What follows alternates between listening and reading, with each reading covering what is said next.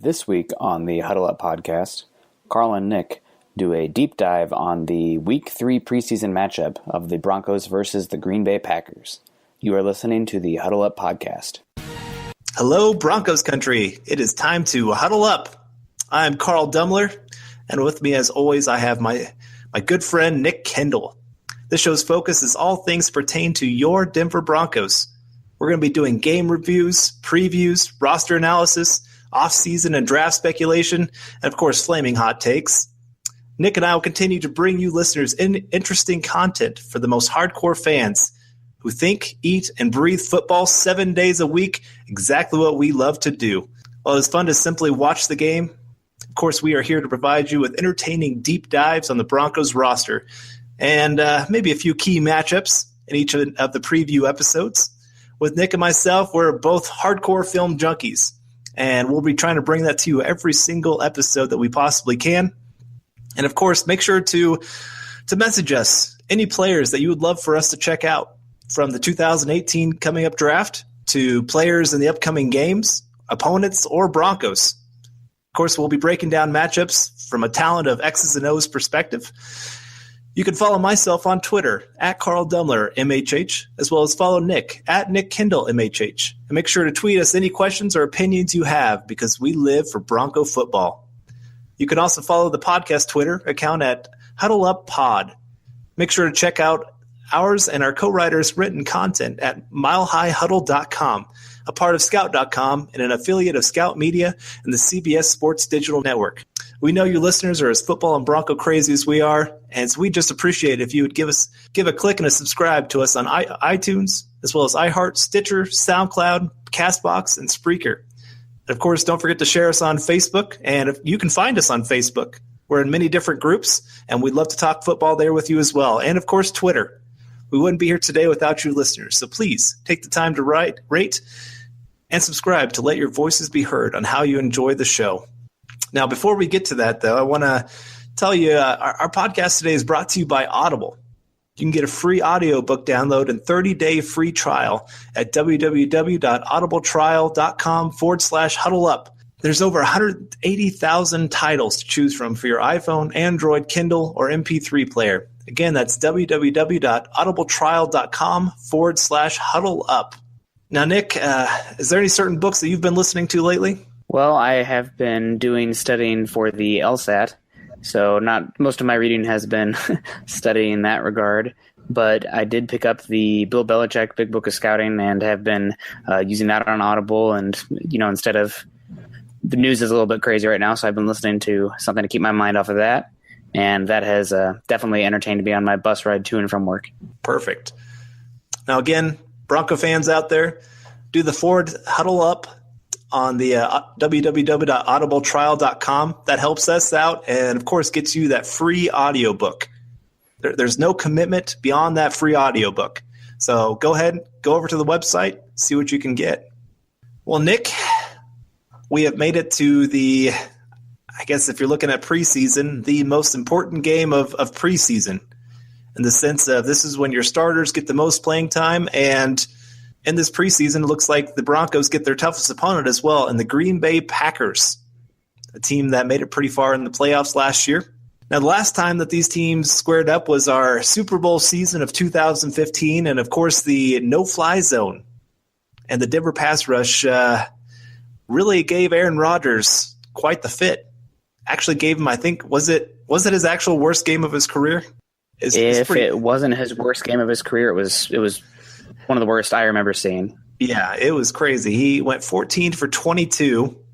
It's not terrible, but only for 77 yards. Best quarterback in the NFL, and only was able to throw for 77 yards. That no-fly zone. Oh, my goodness. I love the game plan. This is Wade Phillips. I will keep harping on this, that there were certain games that he was a genius in his play calling. The playoffs, he was one of the few teams that instead of, like in the Super Bowl, instead of, trying to contain Cam Newton, they just went after him.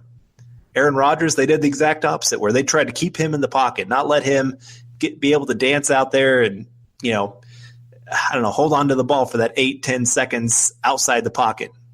And man, that was beautiful to watch. And well, things are a little different right now. Our pass rush isn't quite to that same level, I would say, right now. With Shaq Barrett just starting to come back. Heard he was at practice and he was dominating. So man, that would be great to have him for week 1. But I don't think he'll play in this game. But yeah, this is a great matchup, especially for our defense to really see where they're at. And man, I'm excited to see how this no-fly zone continues to match up against Rodgers and the receivers. Like that is one thing I will say. The last time we played them, pretty much they had Cobb and nobody else to throw to. Nobody else could get open. Well, this time they'll have Cobb, Adams, and Nelson all in this game. And that's going to be a real test for this no-fly zone to get ready for the season. This is definitely the best matchup that they have seen. So I guess what are you looking for when you're seeing all this? Well, I am looking for our secondary, mainly the young guys, like Roby, like Justin Simmons, and whatever strong safety is playing. I heard Ward was back on the field today, but I doubt he's going to play. But I'm looking to see how those guys match up against Aaron Rodgers in this pass game because, one of the best quarterbacks, probably, if he keeps going this way, one of the best quarterbacks in the history of the NFL, and one of the best quarterbacks in the league right now. I'm not sure exactly how the corners will match up. I am guessing that Talib will be on Adams. He's more of the size guy. Harris Jr. on Nelson, and then Roby on Cobb. But I could see Roby moving over to Nelson or Adams, and Harris Jr. playing more on Cobb because Cobb is more that prototypical slot guy, and that's where, Harris is the best slot corner in the NFL. So it's going to be a big match for the secondary. Especially when you're comparing the Bears passing offense and the 49ers passing offense. This is going from, lower A baseball to the major leagues, it seems like, from the quality of opponent in the pass game.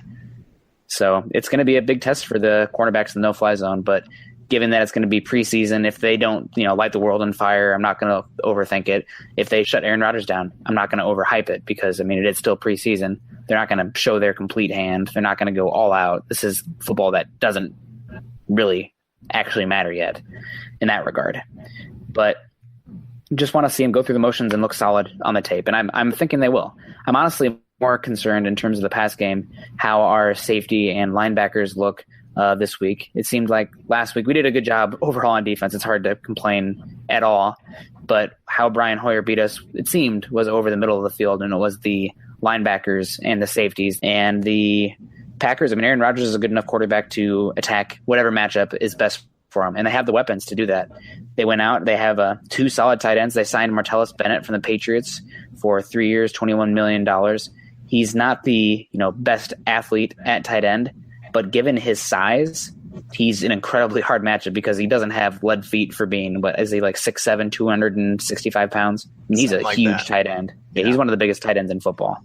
Yeah. And then I like their move tight end is Lance Kendricks, who's from Wisconsin, drafted by the Rams, but he's I believe 6'4", 245, and pretty good athlete. So both of our linebackers, I'm not sure if Davis or Marshall are going to play, but either way, linebackers are going to have a tough role going against those tight ends because they are good, and Rodgers is good enough to take advantage of whatever matchup he can. The other guy I'm interested in terms of the pass game is the Packers have an interesting case in running back / wide receiver Ty Montgomery. I believe he's coming in on his 3rd year. It might be his 4th year. But he was drafted as a wide receiver, and last year after injuries at running back, they moved him to running back, and he played excellent. He was more of a jack of all trades at Stanford, so it wasn't that surprising. He was built like a running back, 6 foot, 220 pounds. That's perfect running back size.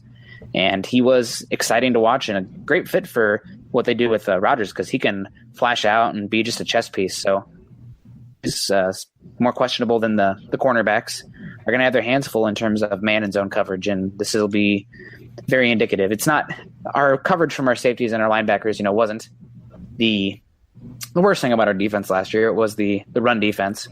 But, as you saw in the Atlanta game, especially with Devonta Freeman and Tevin Coleman just destroying our linebackers and safeties in the pass game, that is an important area where we have shown to be weaker on defense, and this is about as good of a test as you can get. Definitely. That's, really the entire middle of the field. The the middle of the defensive line with the run game, and then linebackers not great in coverage, and then safeties kind of up and down. I think TJ Ward had one of his worst years last year, in my opinion. Yeah. He just always seemed to be that hair late. And, just kind of got caught flat-footed on a few plays that led to some big plays. And so, yeah, this will be a good test. Yeah, there's still some questions on who's going to play. So, like you said, how much can you really read into this when maybe our two starting inside linebackers and our starting strong safety might not play? So, but it's still a good test just to see our depth.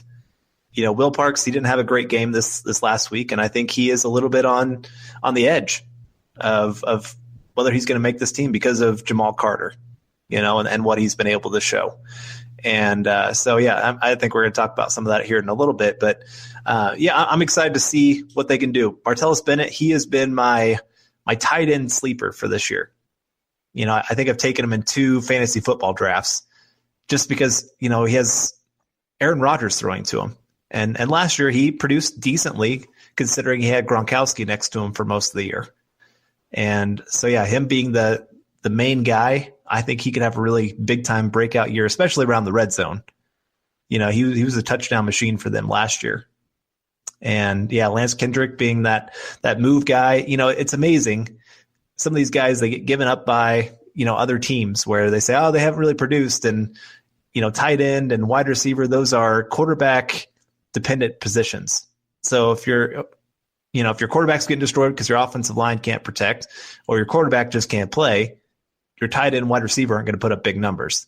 So he could be, like you said, a pretty good weapon. And this will be a good matchup, real good test to get the team ready for the season. And I think a great test because I think they're actually very similar in style to what the Chargers will produce.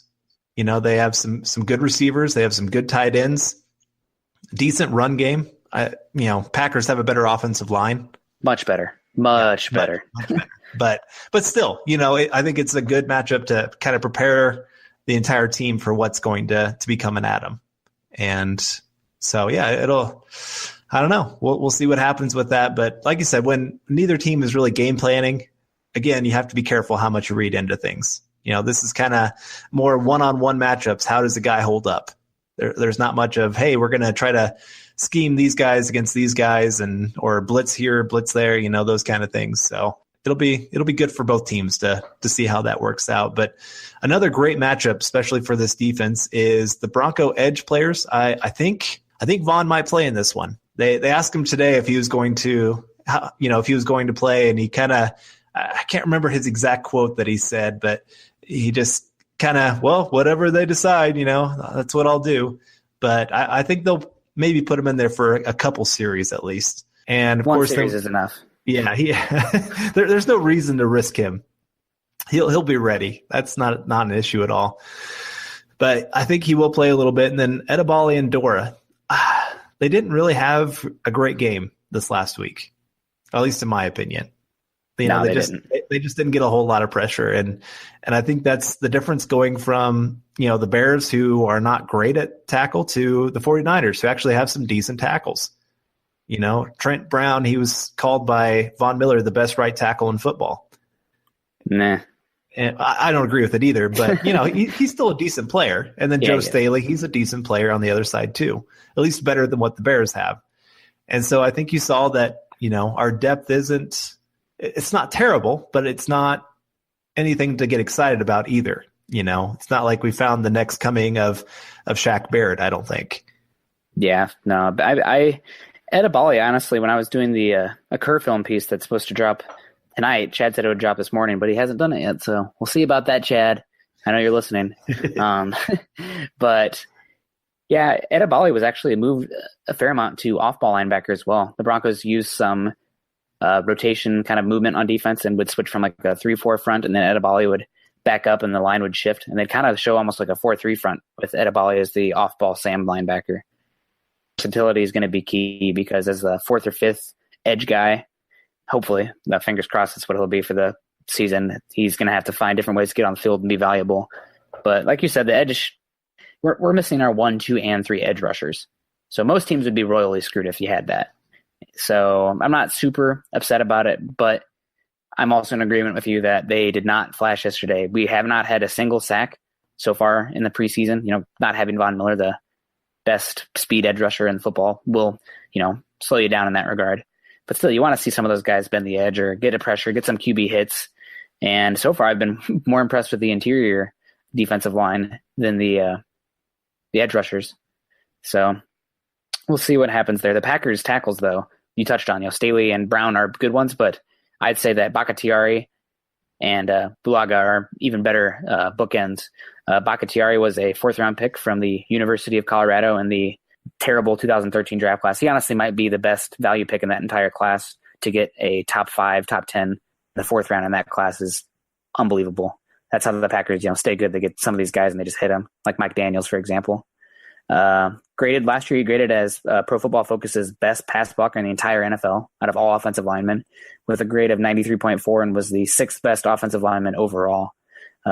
Against the run, he's serviceable. He's a decent mover, uses good technique, but he's not overly strong. Instead, where he makes his hay is as a very talented technical pass blocker. And for what Aaron Rodgers does, that's perfect for their offense. This is what Pro Football Focus had to say about him. When Bakhtiari was handed his new contract, it looked like a deal that was paying him for production he had yet to seriously threaten to achieve. Bakhtiari had been a solid pass blocker in the past, but never was able to consistently run block. However, this season he took a huge step forward to make that contract worth it. Bakhtiari surrendered only 14 total quarterback pressures and had the league's best pass blocking efficiency score. And for how often the Packers throw the ball, perfect fit for the team. So Bakhtiari is a really good left tackle. And across from him, 1st-round pick Brian Bulaga from the Iowa Hawkeyes, go Hawks, was rated as the 19th best offensive lineman in football last year. And in my opinion, one of the top 5 right tackles in football. Very technical blocker. He's not overly hulking or overly athletic, but like all those offensive linemen that Kirk Ferentz spits out there, he is just so technical and smart and never really has a false step and great with his hands. So if our edge rushers show huge positive, in my opinion, because the Packers' top 2 tackles are probably one of the top 5 bookend units in the league. I completely agree. And they are probably my 2 favorite to watch pass blocking wise, because Aaron Rodgers, if I was an offensive lineman, honestly, I'd probably not like him as a quarterback, in the sense that you might have to block for 8-10 seconds on a play. He just dances around that much. And so you have to do a lot more work to be his tackles, but they have the perfect set. Like you said, they're both not great run blockers, but man, pass blocking, you're just not going to find a better duo out there. So yeah, if either Edebali, Dora, even Von Miller, if these guys get any kind of pressure, and Von Miller should, he can beat anybody, even the best tackles in the world. But still, you get some pressure on Aaron Rodgers, and that's pretty impressive work from the edge.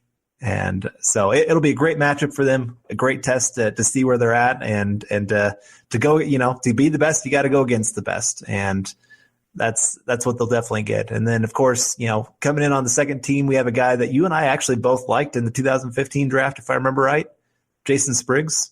Yeah.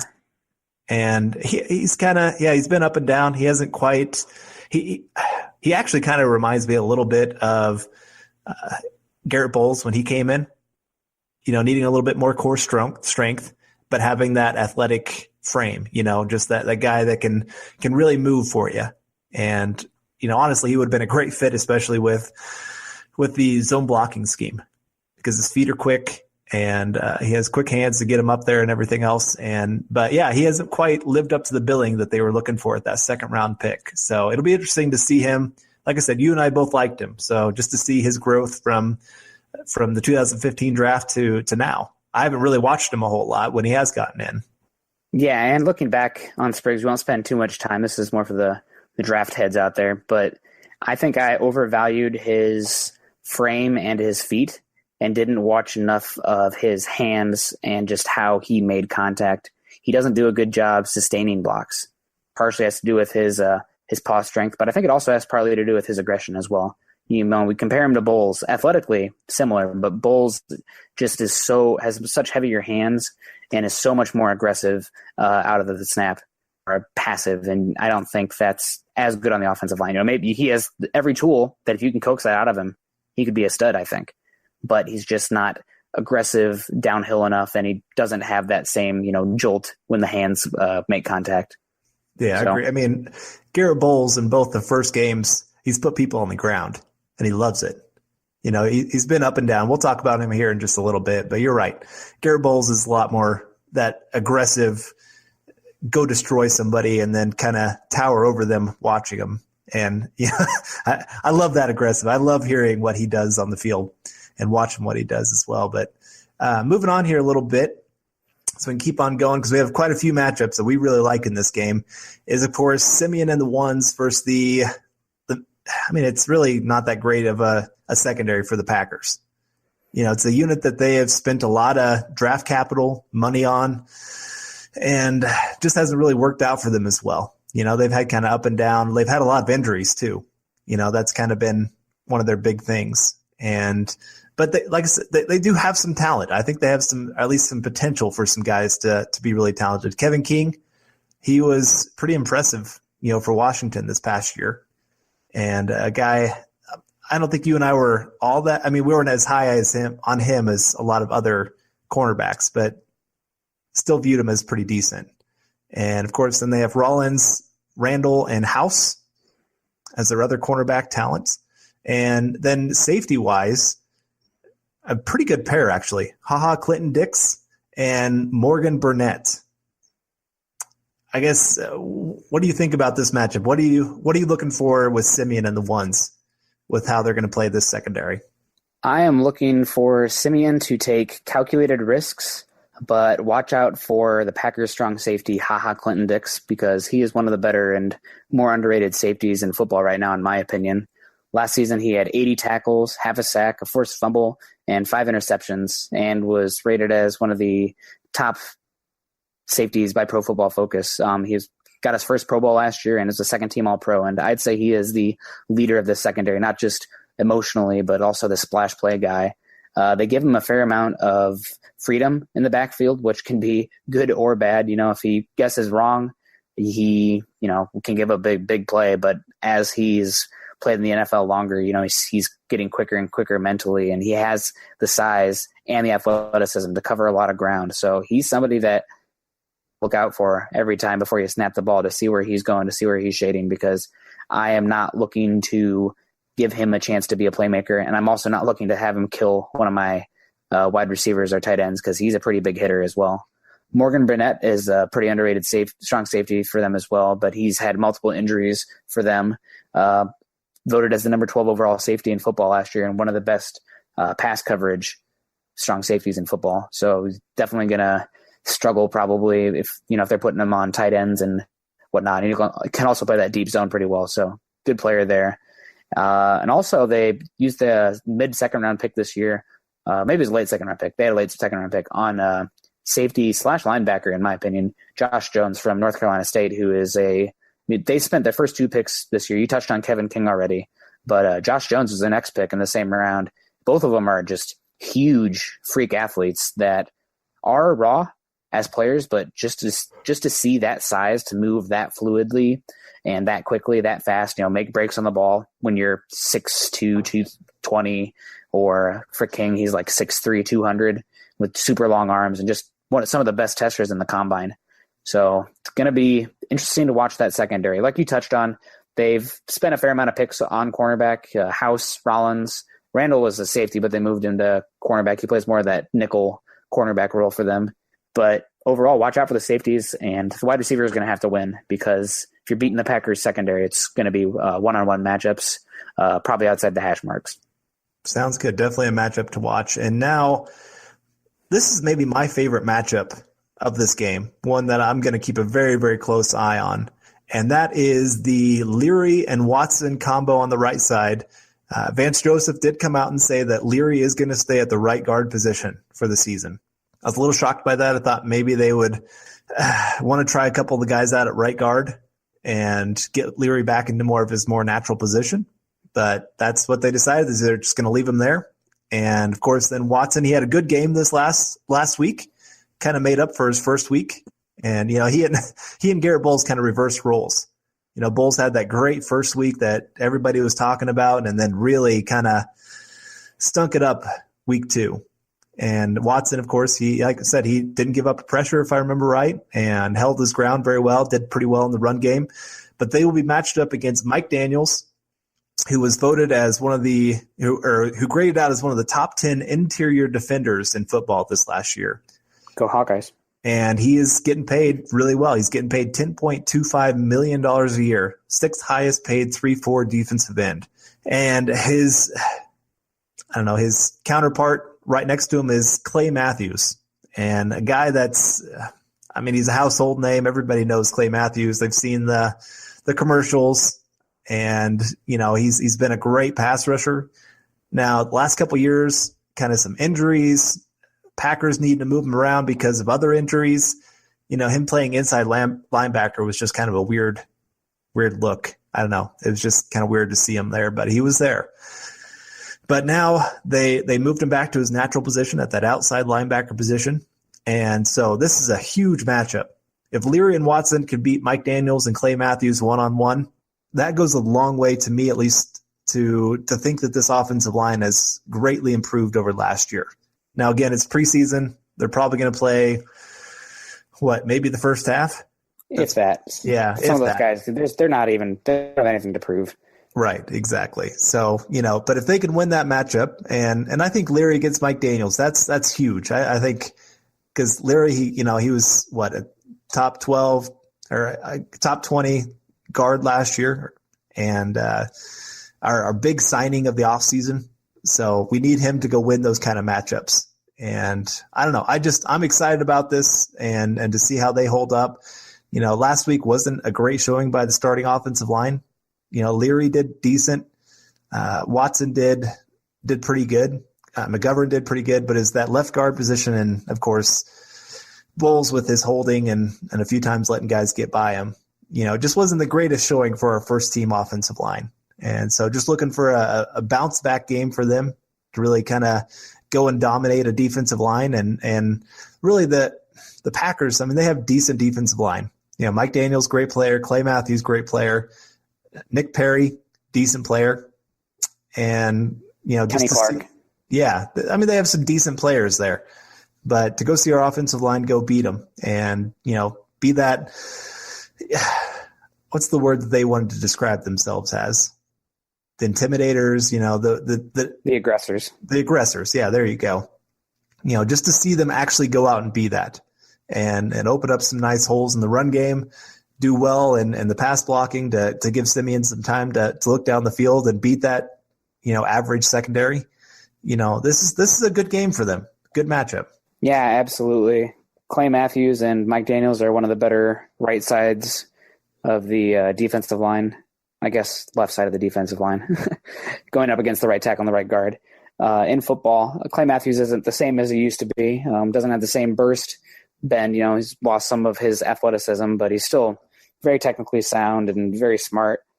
And, a good test for Watson, that's for sure.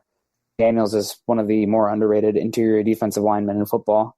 Very stout, very strong, very technical, doesn't get pushed back very often, and good job at disengaging from blocks. So I'm very curious to see. Our running game has looked pretty solid the last 2 weeks, but if we can run the ball to the right side this week, it will make me pretty happy. I'll be a lot more excited about the offense and especially the run game going forward.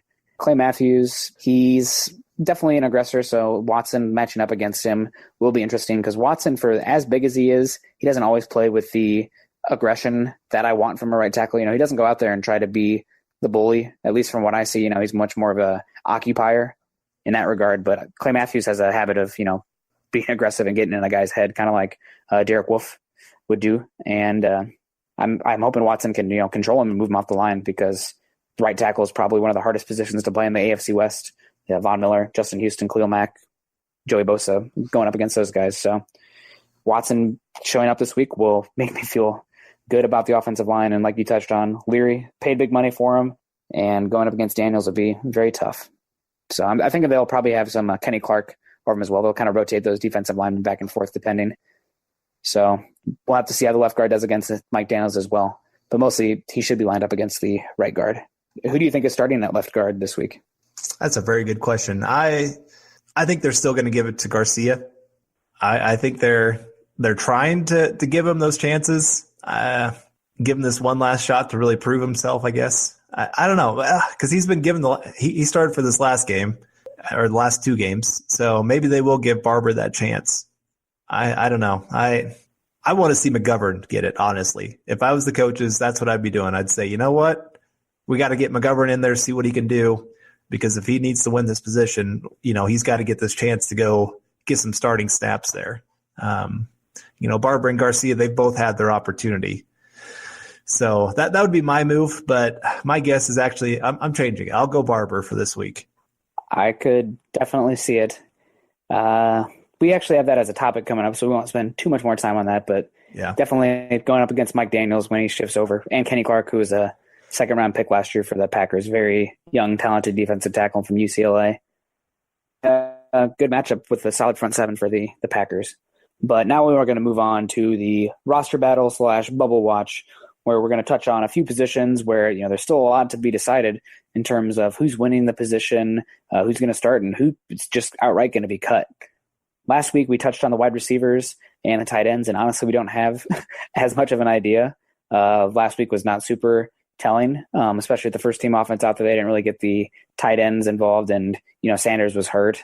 Jordan Taylor played some on that outside, but we didn't really see. Latimer was hurt, didn't play. Fowler didn't see too much from him. They had some scripted plays, so that's still definitely up in the air, as well as the tight ends. But honestly, the most interesting one this week has got to be the running back battle. Well, besides left guard, but outside of left guard, the running back battle is very intriguing to me because you have Jamal Charles finally going to be given a chance to play. He's been kept on ice over camp, over the first 2 preseason games, and he's going to get touches, and he's not guaranteed a roster spot. I thought for sure earlier, before, even when we signed Ridley at first, I was like, oh yeah, Jamal Charles has made this team. They wouldn't sign him. There's nobody else really pushing him out. I mean, he's going to make this team. But with the way Ridley's been playing, running hard, and D'Angelo Henderson showing as a very capable, exciting change of pace back, and seeing C.J. Anderson running pretty solidly, Jamal Charles is no sure thing. Heard a rumor that he might have potentially had a knee issue or a flare-up last week that could harm him. I haven't heard that confirmed from anywhere else. I heard it from somebody small, but it might not be true, or it might just be cautionary with him. It seems like I actually heard one of the radio guys talking about that, where he went in for one play of full contact and got hit and was done. Yeah. So not a great look. That was supposed to be a big week for him. I don't think they were planning on playing him, but they were definitely planning on him practicing at least twice against the 49ers. And he had to sit out the second day and part of the first day too. So not a great look for him. And yeah, I had a couple people ask me this week about Jamal Charles in this running back position. And I told them, I said, right now, if I had to guess, Jamal Charles is the guy on the outside looking in. They argued with me till they were blue in the face. And I was kind of going, well, he hasn't practiced. He hasn't hardly done anything. He's gotten in for a few plays here and there in practice. And while he's showed some burst at times, he's also looked not completely healed up at times too. And he's had times where he's went the wrong way when they were trying to hand him off the ball. And, he hasn't done enough, at least in my opinion, to be a lock for this roster. And so this is a huge week for him. This could, we're talking about the quarterbacks this last week and maybe the decision of who's going to start. This could be the difference between Jamal Charles playing this year and never playing again. That sounds crazy, but if he can't make it here, I don't know if there's many other teams that are going to take a chance on an old aging running back that's going to cost money that has a knee issue. You've got all these other young guys. There might be some young guys for the Broncos. Juwan Thompson, he showed well this last week. He's not going to make this roster, I don't think, unless there's a couple injuries. But he does have some talent. His issue with the Broncos has always been, it seems like he gets in for 2 plays and then gets injured, and it's kind of hard to then give a 53-man roster spot to him when you're kind of questioning how much he's going to stay healthy unless, like C.J. Anderson, you can you can't trust him to stay healthy, but he's shown to be starter quality when he does play. That's the difference. And so, yeah, this is going to be a fun position. They said Jamal Charles is going to get a lot of work this week and a lot of time in the game. I'm excited to see that because to me, the other guys have all shown what they got. D'Angelo Henderson, man, he has been so much fun to watch. Eric Trickle, I want to see more. Yeah, Eric Trickle, I appreciate you turning me on to this guy because the first time that you ever talked about this guy, I was like, oh my gosh, late round running back, he's going to be okay.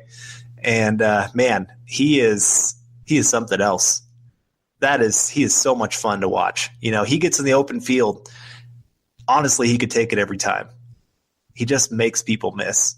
And CJ Anderson, he looks to be in midseason form. That touchdown, he pretty much took 3 guys and ran them into the end zone. That's what he does. He picks up those tough yards. Last year, you want to know why we struggled with those 3rd and 1 plays beyond the offensive line? Well, we didn't have CJ Anderson that could make people miss and pick up the tough yards. The other guys, they just didn't do that for us. And yeah, Stephen Ridley, he has been, from everything I've heard, very impressive.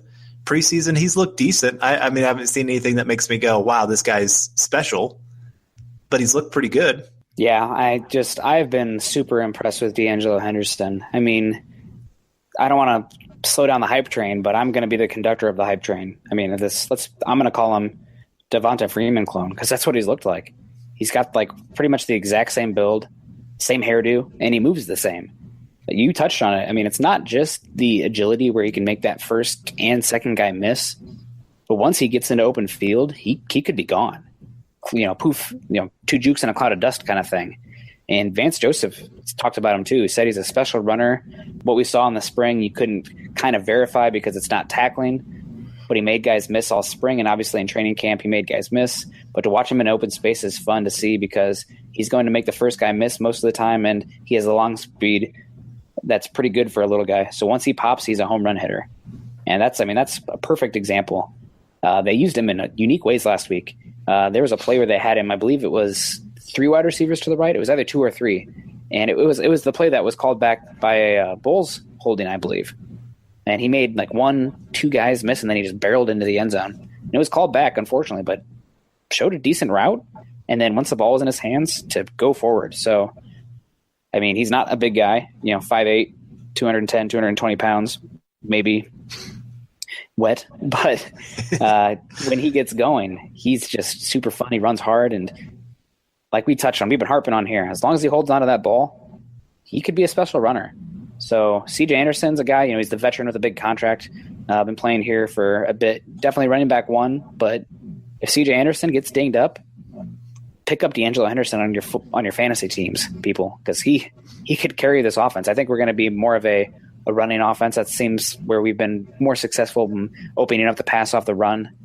They're going to find ways to get this guy touches because he's too good, in my opinion. At least he's shown to be just awesome. Ridley running very hard, keeps his legs turning, good lower body strength, and I'm shocked how he's looked. He looked washed up again with the Jets, and I think it was the Saints before that. I mean, I thought this guy was done. We signed him. Oh, this is a guy who's just going to eat some carries. But he's running hard, and he's running well. And if I would be 0% surprised if they cut Charles. Keeping Ridley compared to Charles will, health-wise might make a difference. But Charles is due to make, I believe he signed a 1-year, $2.5 million contract, really incentivized. So if we kept him, that could be, his contract could be whittled down because he might not reach the incentives if he's injured or, has to go on IR. But either way, you can save money by going with Ridley instead of Charles, and you can use that cap to roll over into next offseason where, maybe the Broncos are going to need to spend money on a quarterback. I don't know. That could happen. So there's definitely some stuff working against Charles, and with the emergence of Henderson as a really good scat back and Ridley more as a classic between the tackles running back, with Booker hurt, I think Charles, he might be gone. Granted, we're going to see what he has to offer this week. He's going to be given every opportunity, but it's double. Let me put it that way. It's double. It's not only that he has to show on the field, but after he's played, that knee is going to have to be fine. He's going to have to pass the medical check. So we'll see what happens. He's an exciting player. I love Jamal Charles. If he doesn't score a touchdown against the Chiefs as a Bronco, I'm going to be very sad. But you got to keep the more talented guys. And if Ridley continues to play this way and you believe you got that change of pace kind of running back with Henderson, I think the smart business move would be to keep Ridley. Yeah, and over the cap, they have his contract right now at $1.234 million, but none of it's guaranteed. And then he has another $1.25 million in per game money. So yeah, if they cut him, it doesn't look like there's any dead money. There's no contract keeping him on this team, I guess is what I'm trying to say. So he's definitely got to have a big week. And I guess here's my question to you then. Do you think Charles does it? Do you think he does enough to make the team go, we're going to keep this guy over Ridley? Yeah, I mean, he's going to have to show pretty well, and Ridley's going to have to look poor. I wouldn't be upset at all if we didn't see hardly any C.J. Anderson this week. I mean, he is going to maybe give him the first series, but he's a guy who's been injured, and once he went down last year, our offense pretty much shut down. So keep him healthy, and we got 3 other backs who are fighting for touches, and, give them touches, see what we got. Gun to your head. Yeah. Gun to your head. Gun to my head, I think Stephen Ridley wins the job. All right, guys, you heard that. I know, and I hate saying that because I was so excited when we signed Jamal Charles. Not that I thought he was going to be like this outstanding, his old self kind of guy, but like you said, it just would have been such poetry to see him score a touchdown against the Chiefs, especially if it was in Arrowhead. Just to see those Chiefs fans, like, do you cheer for him? Do you boo him? What do you do in that moment? Because it's not his fault that he got cut. Chiefs did it to him. They're the ones that fired him. So you can't blame him as fans. He did a lot of great things for you as fans. So it's just, I would love to see how they would react. And so I hope he does great this week. I'm going to be cheering hard for him. But hearing last week that whole knee issue showed back up just makes me really pause. And I keep hearing that. I guess it depends who you listen to, because some of them say he looks slow, others say he looks like his old self. I don't know who to believe. I just haven't seen it for myself. So it's like I said, when I hear that he had to miss practice because of knee issues, it just makes me think that it's more on that side of the knee is actually bothering him, that the knee is slowing him down some. But like I said, I'll be 100% in his corner, hoping that he shows up. I don't think it's going to happen. Carl, you think like a scientist. You're a pessimist. Until you see it, you don't believe it. I know. That's how I think. It's crazy because I'm a pastor and I respond to faith. So, Yeah, well, I mean, you had faith in Paxton, so I guess. Yeah, I know. It's complete opposite, I guess. But no, it's just injuries always get me, with guys. I just always question how much they're going to come back 100%. If he's 25, then I'm going, oh, man, you got to keep this guy. But, he's hit that dreaded 30. And you just don't expect that knee to bounce back. And I just, he's had 2 years of trying to wait for that knee to fully respond. And it just hasn't quite gotten there, And so then when you're in week 3 of the preseason and it's still not there after 2 years, like I said, I just have this feeling that it's just not going to be where I hope it is. But, hey, I'll be the first one to cheer if he makes that 53-man roster, and excited to see him on the field. So that's my hope. We'll see if my hope wins out over my head. That's what I hope for. But another position that is huge going on right now, you hinted at it earlier, left guard. We got 3 guys fighting for this position, and there's a very good chance. One of these guys is not going to make the team. I think McGovern has to make the team. So it's really between Barber and Garcia.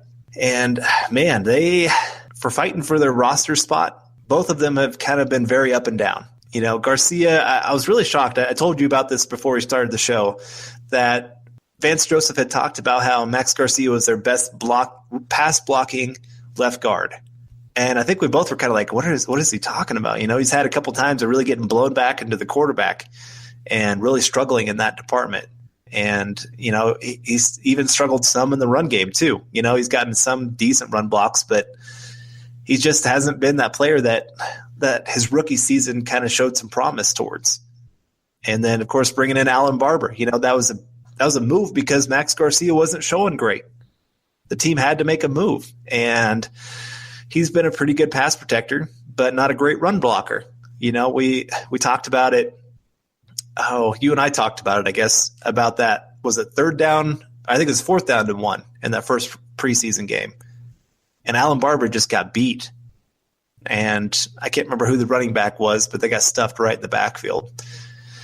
And that, it gave me those flashbacks to last year, that wanting to get up and throw something at my TV screen. My wife got me one of those oh crap bricks, you want to call them.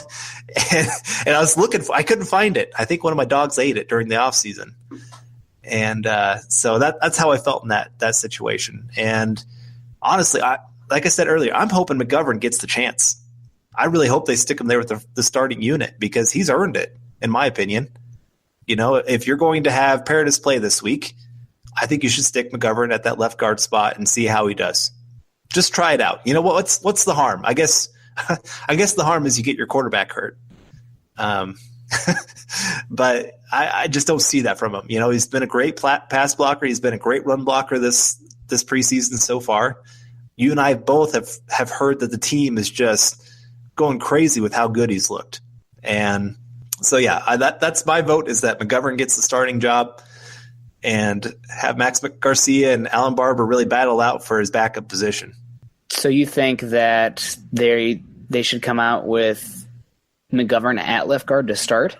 Because I think that's the only way he will be getting, reps with Paradis, is if he's at left guard and Paradis is at center. Yeah, that's what I'm saying. Is I really do think that he has earned at least that chance to show what he can do at the left guard position. He's dominated at the center position.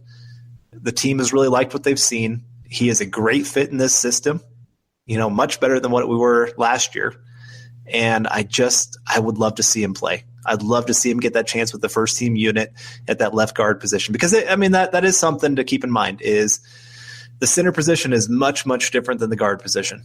There's a lot of different things that go into how you block and what you're asked to do, especially that left guard position is a lot of the times that big time puller. So I just want to see what he can do. If he can't show well at that guard position, then move him back to that swing guard center, backup guy. But, you kind of know at least a little bit of, I think, of what you got in Garcia and Barber. They've both shown that they are, average at best left guards? Yeah, at best. Yeah.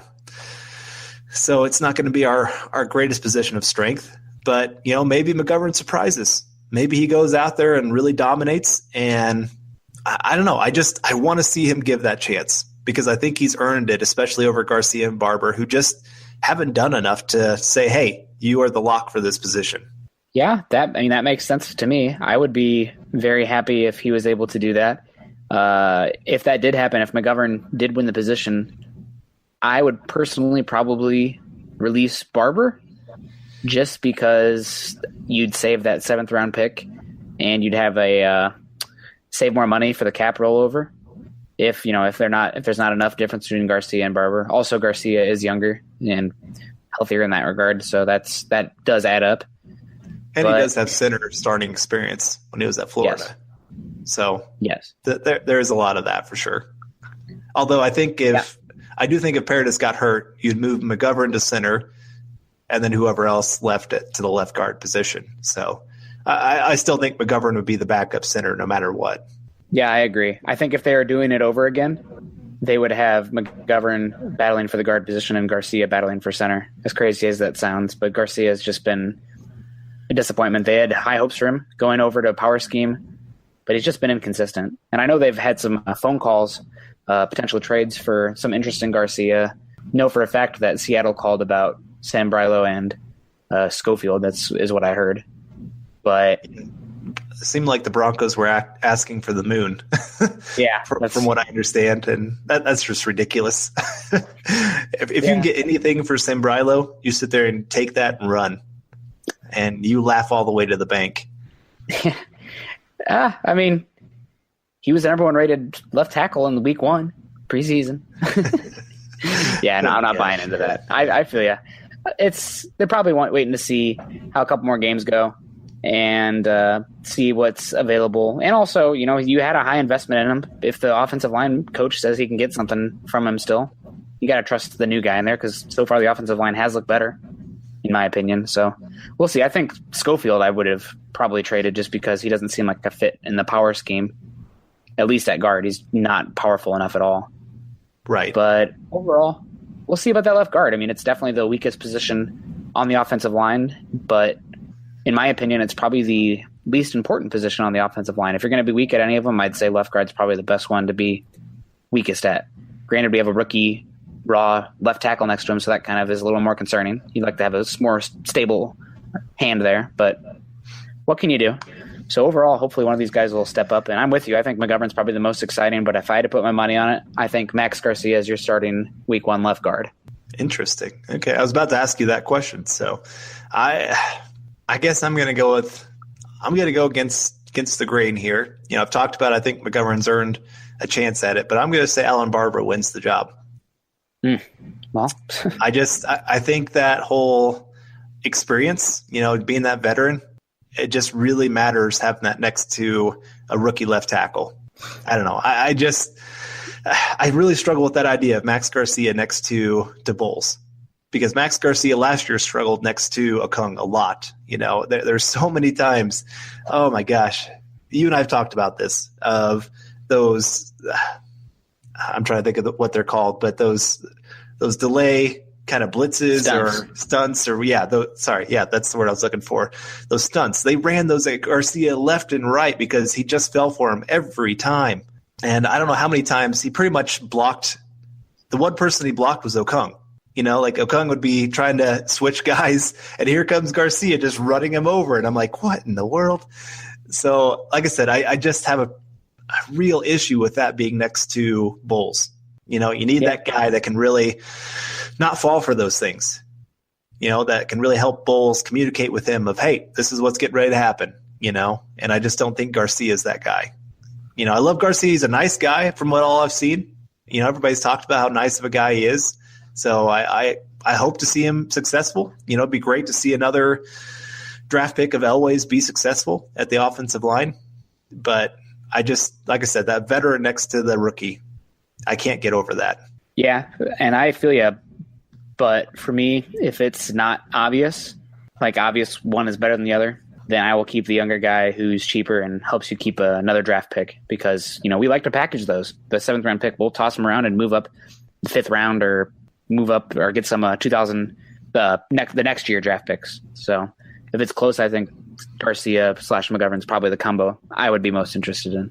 Yeah, that makes sense. That's just my opinion. Definitely. From my financial roster building standpoint.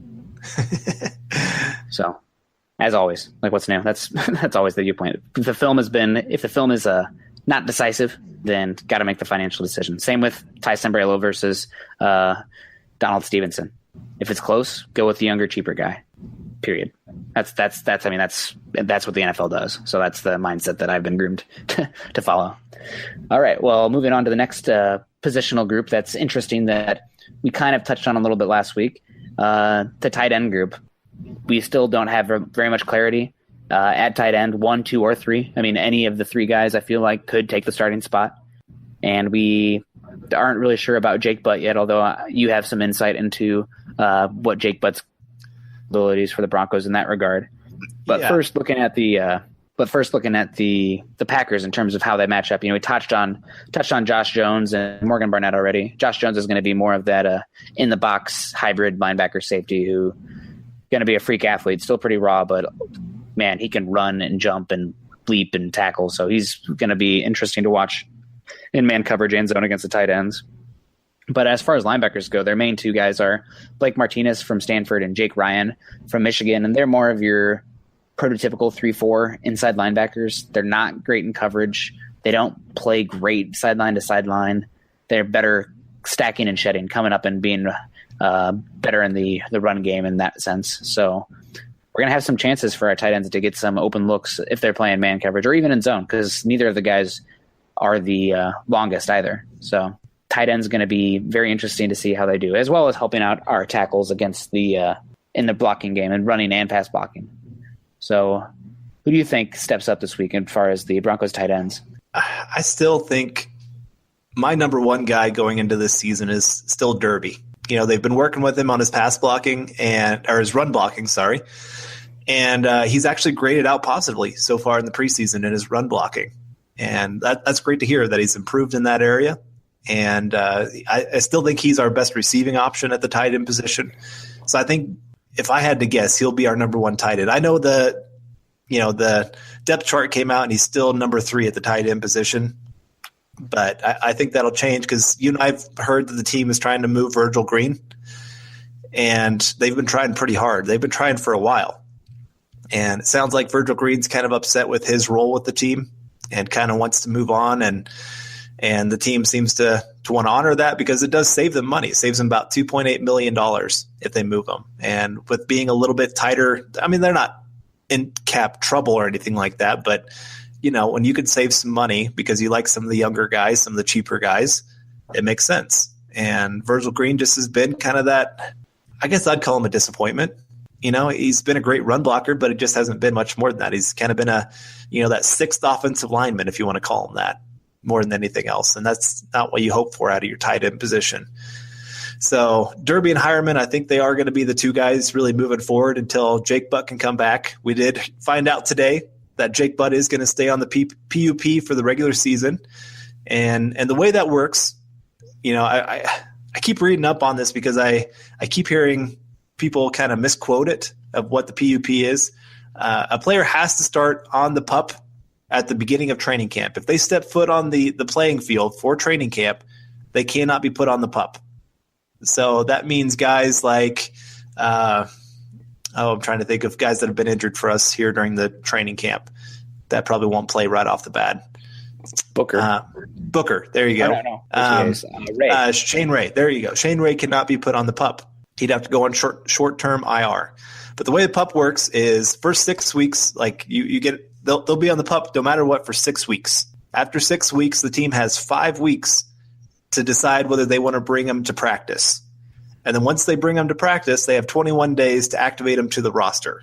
So in reality, if you want to think about it, the Broncos could keep Jake Butt off the active roster for 14 weeks, bring him back for week 15 of the season, and play him.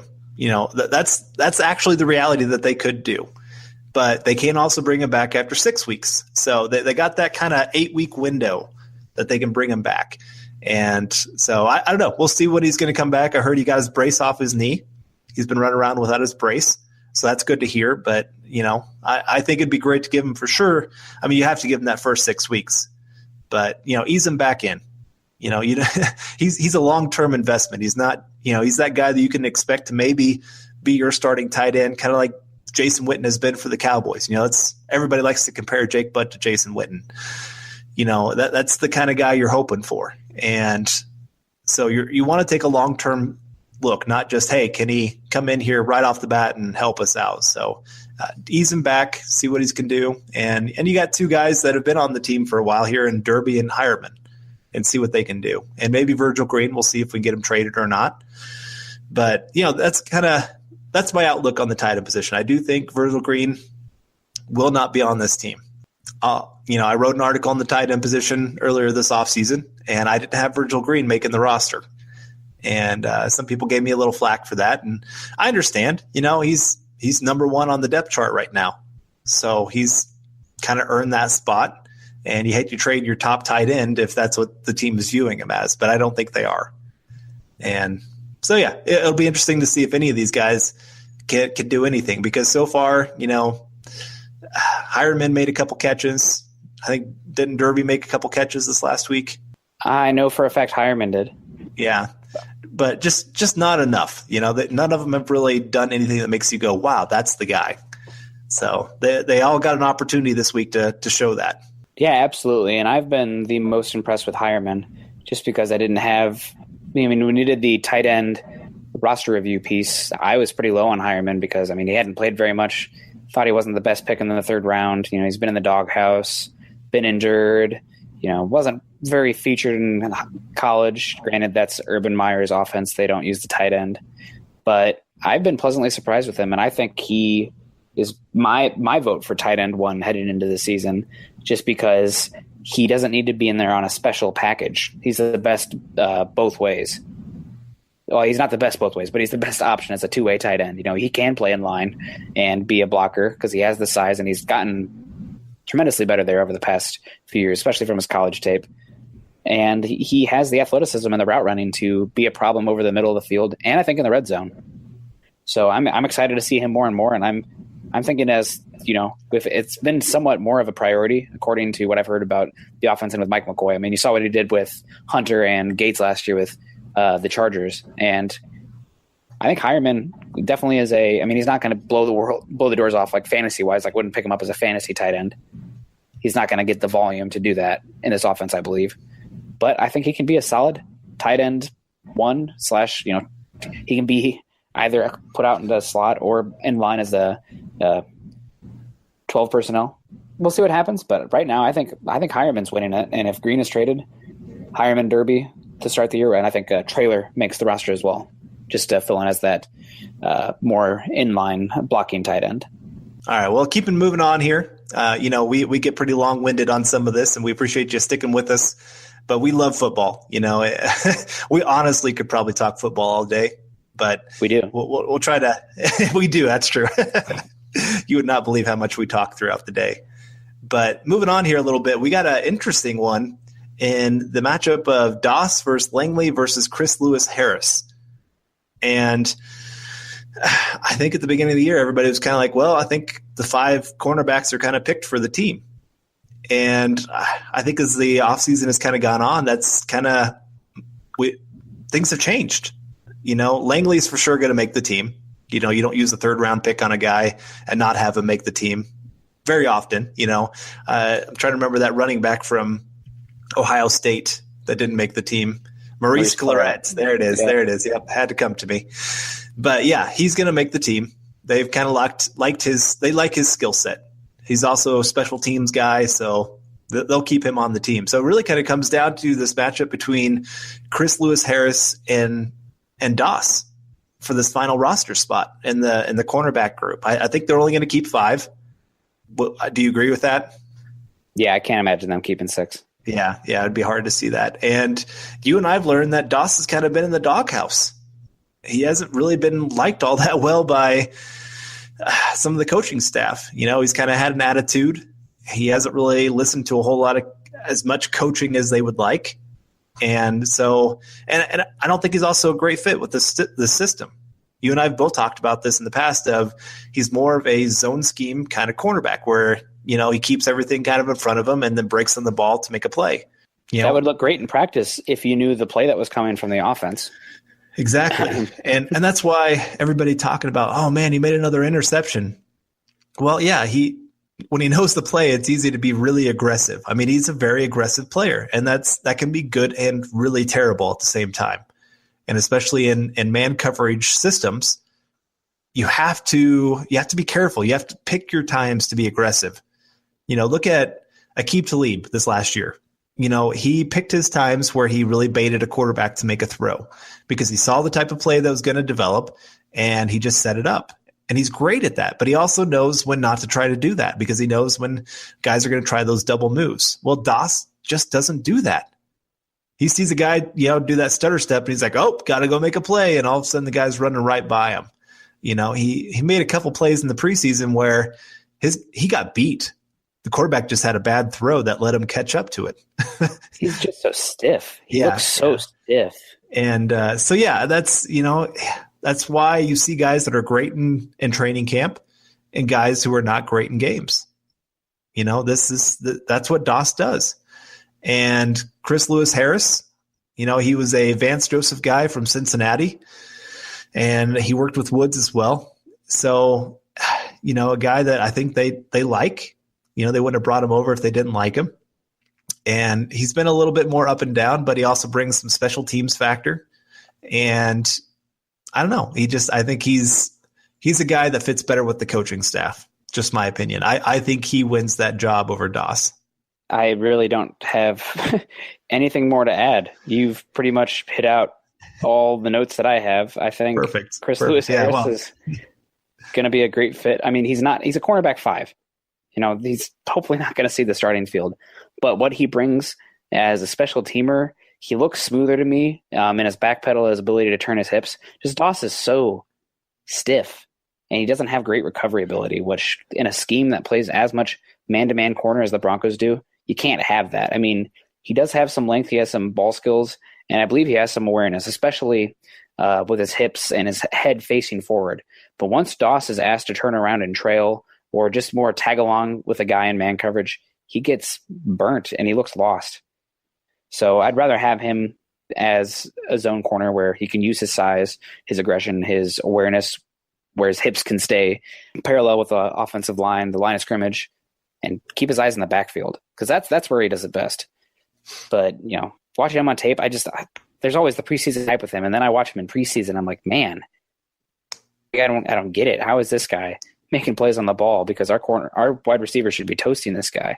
It seems like, you remember when was it in the playoffs where T.Y. Hilton killed Talib, and we're like, why is Talib on him? It should be Chris Harris. That's kind of what I'm imagining going on with Doss. Get him in the slot or get him with a quick, like Emmanuel Sanders type, and he's going to get turned around. So add all of that on top to his questionable in the locker room with the coaching staff, that stuff. I heard the same stuff as you, but I wasn't there, so can't say for certain. Right. Yeah. Remember that with everything we say here is that these are things that we're hearing from sources that we have that we trust, but that doesn't mean that they're always completely 100% right. So always keep that in mind when we say these. Don't take these as the gospel. Yeah, exactly. Exactly.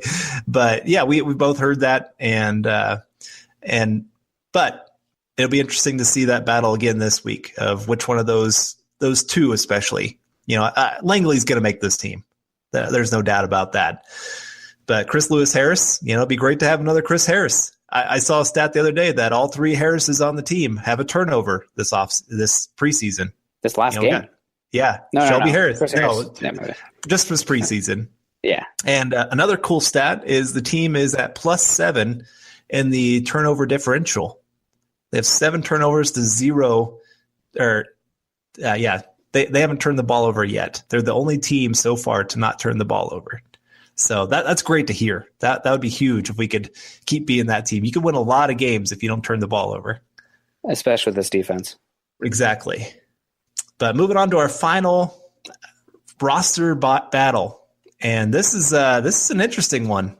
Kind of a guy that really caught your eye that first game. Caught everybody's eye. Everybody was talking about this guy. And Jamal Carter versus Will Parks.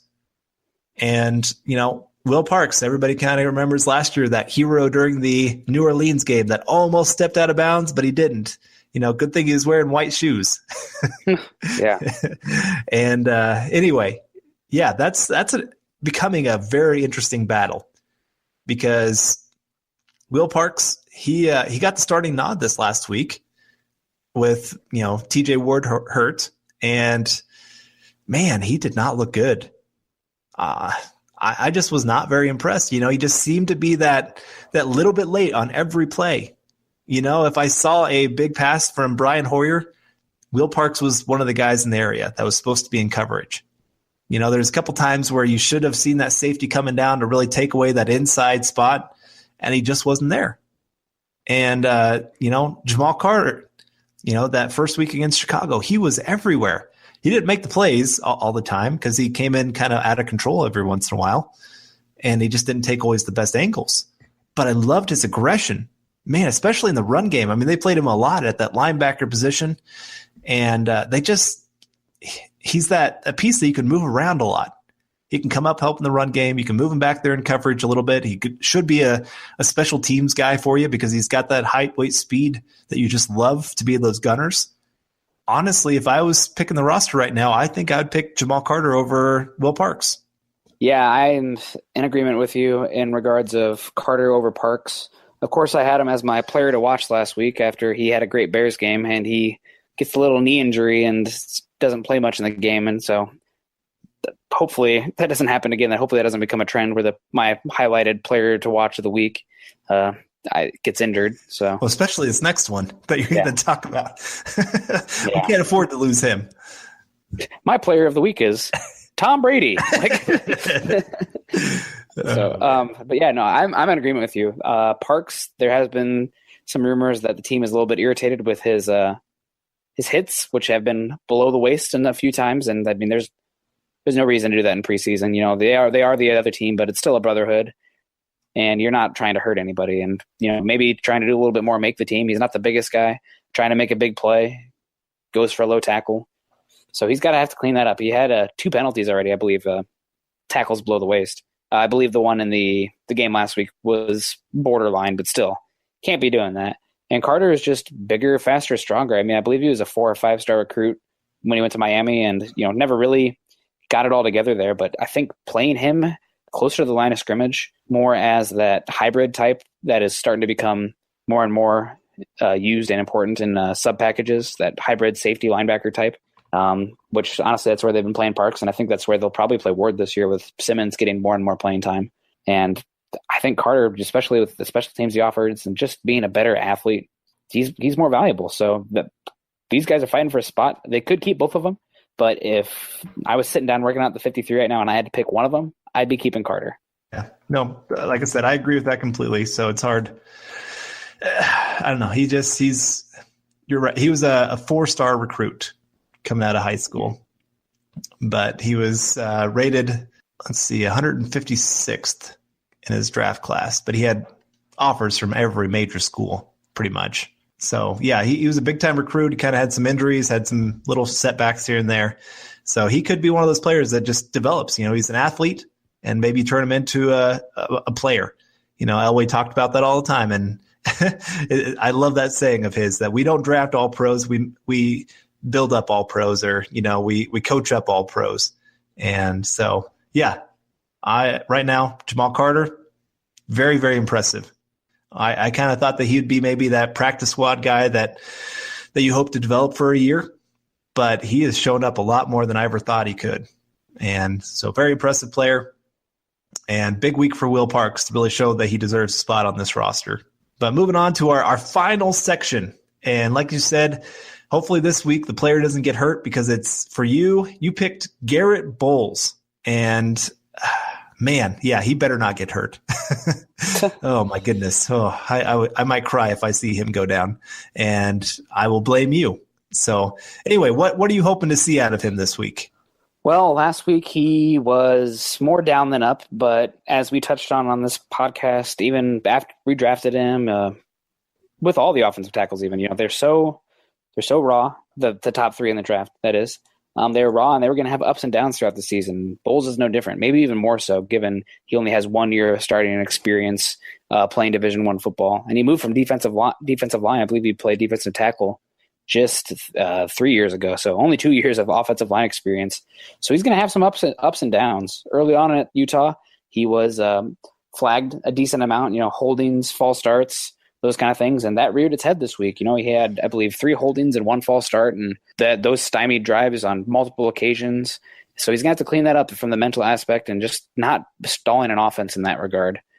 He also did get beat on a few inside moves and got pushed back on some bull runs, which 97 pounds, it's going to take him a few years to add the right strength to anchor and drive better, but he has all the tools to do it. It's going to be up and down, and he's going to have to work hard to get better and learn from those mistakes. So like when joint practices happened, Ryan Clady's first year, I believe it was against the Houston Texans, he was getting his butt whooped. And then after that, he turned it around and went on to be one of the best rookie offensive tackles over the last 10 years. Honestly, he was that good as a rookie. I'm hoping to see that kind of thing happen with Bowles, where he stunk this week against the 49ers, and he's going to take it to heart, be mad about it, make sure it doesn't happen again, not get embarrassed, and go out there and, you know, push those edge rushers around, whether it be Matthews flipped over or former first-round pick who's finally healthy, Nick Perry. So Bowles needs a bounce-back game, and I wouldn't be surprised if he did it. Yeah, no, I agree. He's got to be a guy that steps up, and he has that kind of that attitude. You know, I've heard that he's been kind of that young leader, you know, that great attitude guy that just everybody loves because he works hard, he practices hard, he watches lots of film, you know, all those kind of things. So, yeah, I expect a bounce back game for him, and I'm excited to see him in his third opportunity. But my guy is Damata Pecco. And, you know, honestly, I kind of picked this guy just because I haven't paid attention to him a whole lot. I've been watching other guys. First game, I watched a lot of Dora and Edibali. I just wanted to see what our backup guys, especially since at that point we didn't know when Shaq Barrett would be back. It's starting to look like he might be back week 1. We didn't know when Shane Ray would be back. And so these guys were going to get some major playing time. So I kind of watched them. I didn't really pay attention much to Pecco. And then I started wanting to watch the other defensive linemen. I wanted to see what Gotsis looked like. I wanted to see what Zach Kerr looked like. And so I really haven't watched much of Domata Pecco. And I love our run defense so far with the first team unit. These first 2 games, the run defense takes a huge drop off once the first team unit goes out. But just, I was just looking at some of the drives for the 49ers. In the first, I think it was like 6 carries, they had 5 yards rushing. And, that was on the first about 3 or 4 drives there. They had about 6 carries and just did nothing. And, that's huge. If that run defense is really that improved, man, that would go a long way. And Pecco, the only thing I remember a few plays where I saw this giant hair coming out of nowhere, So I just want to keep a closer eye on him because, I remember when we signed him, I had a lot of Cincinnati Bengals fans going, don't let the door hit you on the way out kind of thing. They just were excited to see him go. And I guess I was just interested because a lot of actual Bengals players were upset about it. I read up on some of them and their way of talking about him, of just being this leader on their team and the guy that does all the work that nobody else wants to do. And so, like I said, I just want to see what he looks like and how he does holding up the middle of the field, because it does seem like he has that nose tackle position locked up, to be that starter for us. And, with a couple of our guys going down with injury, we need him to stay there. Wynn was kind of that hybrid guy that could play defensive end, that can play nose tackle. And with him going down, I don't know if he was going to make the team or not, but, that it just makes us that much thinner, and now with Wolf out, Crick out, you're losing a lot of starters. Pecco's kind of that guy that's got to step up, and he did a great job against the 49ers. And so, yeah, like I said, just want to get a closer eye and see what I see. I don't know. Have you watched him much so far?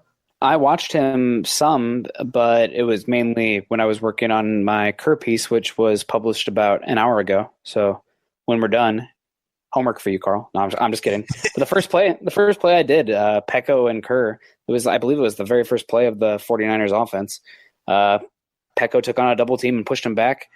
Kerr was technically the edge rusher because Edibali backed off, and Kerr did a good job driving Staley backwards while setting the edge, and then flashed inside to cover the lane while Carlos Hyde turned up, and Pecco pushed both the center and the left guard backwards, so they both just ate him up. It was a great play by both of them working in tandem.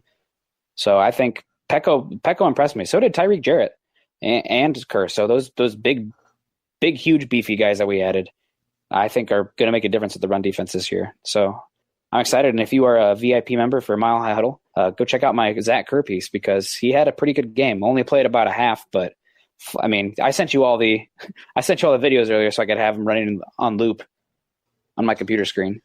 So that way I didn't have to use the NFL Game Pass over and over again. That's not the best. But yeah, I'm excited. Pecco should be good. And I'm sorry if you guys out there are more the fantasy football types, wanting to talk wide receiver, running back, tight end, quarterback all the time. But Carl and I think in our heart of hearts, we're trench guys. So we're gonna be bringing you that trench take with the offensive line and defensive line all season long. Although you are definitely a wide receiver, cornerback guy as well. I like wide receiver a lot. Cornerback, I'm not as sturdy on, I guess. And a big part of it is because it's hard to find good tape on quarterbacks. Wide receivers, I can at least see the first 10 yards usually of what they're trying to do. And that's a big telltale for me as a wide receiver. So, I love scouting them. I love watching their tape. And you've sent quite a few to me. So I'm trying to play catch up on all the names that you've sent me.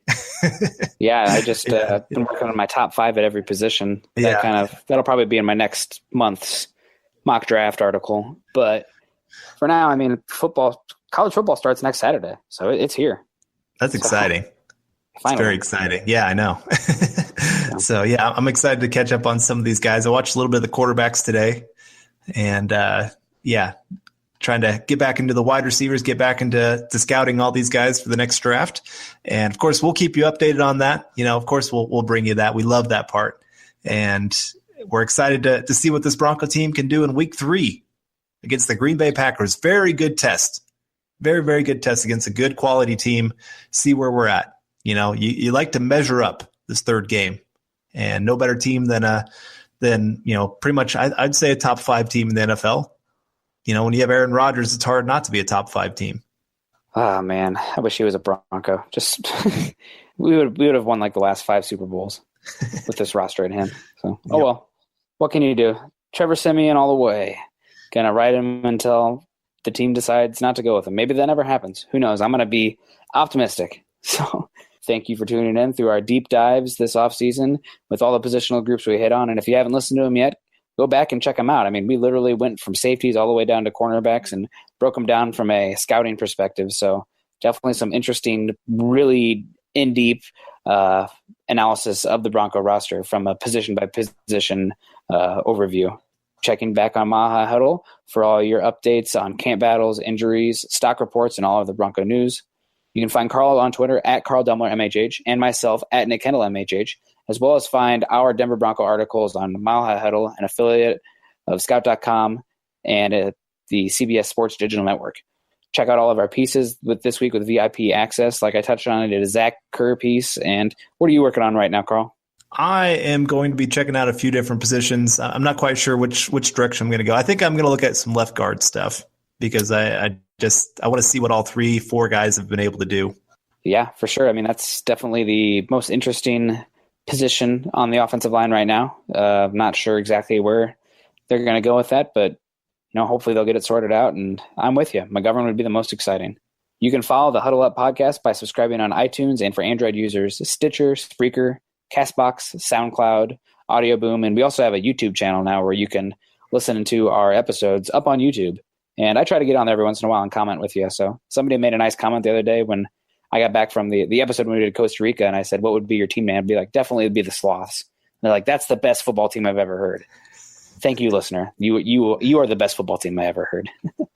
You can follow us on Twitter at Maha Huddle and at Huddle Up Pod. Again, please be sure to subscribe, rate us, and reach out to us. Talking football, agree, disagree. I mean, we're both pretty friendly guys. We're Midwesterners, so even if you disagree with us, we'll talk it through, man. We love the debate. That's half the battle. For Carl Dumler, I'm Nick Kendell, wrapping up another episode of the Huddle Up Podcast. We hope you enjoyed it, and we will see you next week. Go Broncos. Mile High Huddle.